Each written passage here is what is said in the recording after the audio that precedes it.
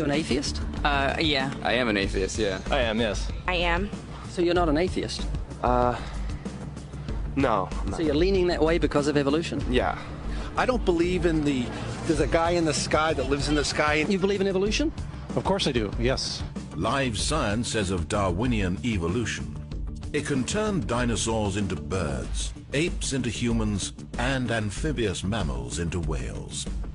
What Darwin showed in his work on evolution and natural selection is that we don't need to invoke any supernatural force or power to account for the development of life through time on Earth. Do you think it's a belief? I think it's just fact. Think more like facts. There is too much evidence to ignore. Do you think it's a belief? No, it's science. It's the way it happened. It's logical. You know, all the scientists pretty much agree with it. It's more of a fact. When did you start to believe? When I started to think for myself. When did you start believing? When I took my first biology class. It all started to make a lot of sense. The teacher made it very, very easy to understand. I generally trust the scientific community. Makes more sense than any religion or anything.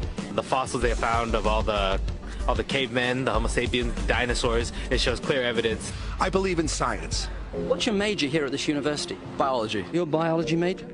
Yeah. You believe in evolution? Yes. What's your major? Geology. Chemistry? Biochemistry. Environmental science and policy. I'm a physicist. Biochemistry. Okay, do you believe in evolution? Yes, I do. Do you believe in evolution? Yes, I do. Of course. Yes, I do. I do believe in evolution. You believe in evolution? Yes. Are you a strong believer? Yes. Are you a strong believer? Yep. Yes. Yes. Absolutely. A scientific method is based on the collection of data through observation and experimentation. Science Daily. Could you give me some observable evidence that evolution is true? Something I don't have to receive by faith. Yeah. Some observable evidence. I mean, take a look at what happened 65 million years ago. Hang on, I can't. That's 65 million years ago. I believe, millions of years. So that can't be observed. We can trace the evolution through the fossil record. Could you be specific? Just give me one. Between 6 and 7 million years ago. Hundreds of thousands to millions of years? So it's quite a long time. Yes. Millions of years. Yes. So it can't be observed. You've got the canine kind, the coyote, and the domestic dog, and there's the feline kind, which is the cats, the tiger and the kitten, and you've got humankind. So Darwin said there'd be a change of kinds over many years, so could you give me one example of observable evidence of a change of kinds? So, for instance, the fossil record shows the common ancestors of all carnivores, that cats and dogs were once linked, once united by a common ancestor. How long ago? This, I believe, was like 60 million years ago. Can you think of any observable evidence for Darwinian evolution where he said there'd be a change of kinds? Monkey to man, is that what you're talking about? Yeah, a change of kinds. I don't really believe there's any proof for that yet. Well, monkeys are the only ones with the 5th digit, like we have. Well, koalas have a 5th digit. Did you know that? I didn't know that. Think we're evolved from koalas? No. I know that everyone talks about the missing link for humans and whatnot. I believe that there are connections that are out there that we haven't found yet. I'm going to trust what those experts did. Those experts came up with. I have a strong trust in evolutionary ideas based on the evidence presented. Can you think of any observable evidence for Darwinian evolution, a change of kinds? I haven't seen it myself, but I believe what the textbooks tell me about it, so...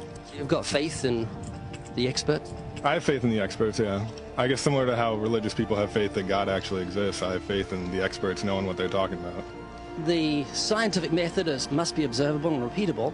So could you give me one piece of observable evidence for Darwinian evolution? Okay, I would point to, as one great example is look at the genetics of the stickleback. What's that? So stickleback fish are a very interesting collection of species that were recently isolated after the end of the Ice Age. What did they become? They're various species of sticklebacks. They stayed as fish? Well, of course. Can you think of any observable evidence where there was a change of kinds? Fish. Human beings are still fish. Human beings are fish? Why, yes, of course they are. How long did that take? A couple billions of years, millions. A couple of millions? How is that observable? It's not. We came out of the ground as a mammal, and one mammal created... Come out of the ground? Didn't we come out of the sea? Huh? Well, initially in the beginning, we came out of the ground and the sea. After the great destruction of the... So do we have lungs or gills when we came out of the sea? You want to know something? Those that were in the sea, I guess, had gills, and those that were on land had lungs. But if we came out of the sea, we had gills in the sea. You want to know something? Who knows that we came out of the sea or we evolved from mammals? So you don't know? Huh? Of course I don't know. I'm accepting that they did their science correctly. Could you give me an example of Darwinian evolution, not adaptation or speciation, but a change of kinds? These are changes of kinds. They're still fish. They're distinctly different fish. We have thousands of examples. Can you give me one? I can give you thousands. Just one. For instance, I would say look at Lenski's experiments with bacteria then. So what do the bacteria become? The bacteria are still bacteria, of course. That's not Darwinian evolution. That's not a change of kinds, is it? It is a change. It is a change in the genetic makeup of the bacteria, which is still bacteria. So what do the bacteria become? A new kind of bacterium. So it's still bacteria. There's no change of kinds. To summarize, the observable evidence that you give me for Darwinian evolution is bacteria becoming bacteria. No, it is bacteria acquiring new metabolic capabilities. You said before that there is lots of evidence for evolution. I just want one observable evidence for Darwinian evolution. No, just one. But I gave you some. You don't want... Not some, I want one. Wait, you don't want that. I want one. Yes, I do. I'm pleading with people. You asked me to tell you when I've watched one species evolve into another. Isn't that right? No, one kind into another. There's 14 different definitions of species. So I want a change of kind. It has nothing to do with faith. Faith is something that I have to, unseen, I have to believe in. That's it, unseen. Look, do you believe evolution? Of course I do. Are you a believer in evolution? Yes, I am. When did you start to believe evolution? I started to believe evolution when I started to think out for myself. Is evolution a belief? Well, you know something? Evolution is a thought process. Is coming to terms and checking out all the alternatives, like taking a look at the religion, man-made religions. Let me ask you again: is evolution a belief?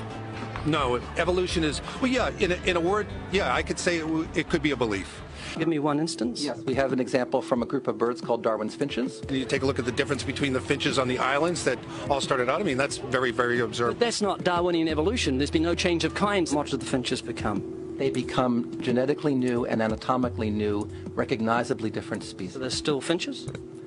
Well, of course, they're still finches. Yes. So there's no change of kind. Little birds that he had observed. What did they become? Their beak shapes. They're still birds. Yes. 3 finches that turn into different types of birds. They're still finches. Well, for example, Darwin and his study on evolution of the birds on the island that he went on to there. Their beaks changed? Their beaks. They're still birds. There's no change of kinds. That's within the kind. Evolution on the beaks. So that's called adaptation. It's not Darwinian evolution. There's no change of kinds. There's no different animal involved. I want something that shows me Darwin's belief in a change of kinds is scientific. Darwin spoke of a change of kind. Can you think of any observable evidence for Darwinian evolution where there's a change of kind? Change of kind. Change of kind. I'm gonna have to think about that one a little longer. You give me anything that I can see, observe, and test, which is the scientific method for Darwinian evolution, a change of kinds. Test and observe.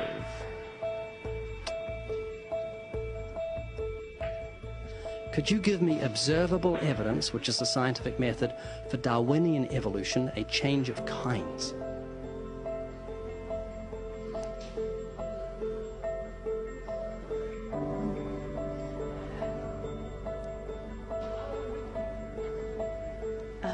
I gotta think about it. So you want the evidence of it? I would say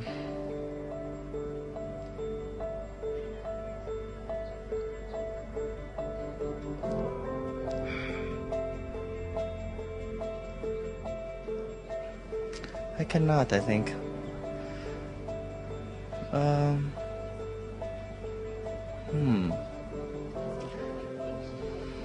It's a hard question, actually.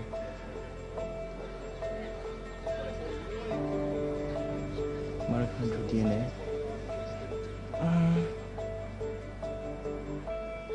So, can you repeat the question again? Could you give me any observable evidence, just one, for Darwinian evolution? Let me think about that for a sec.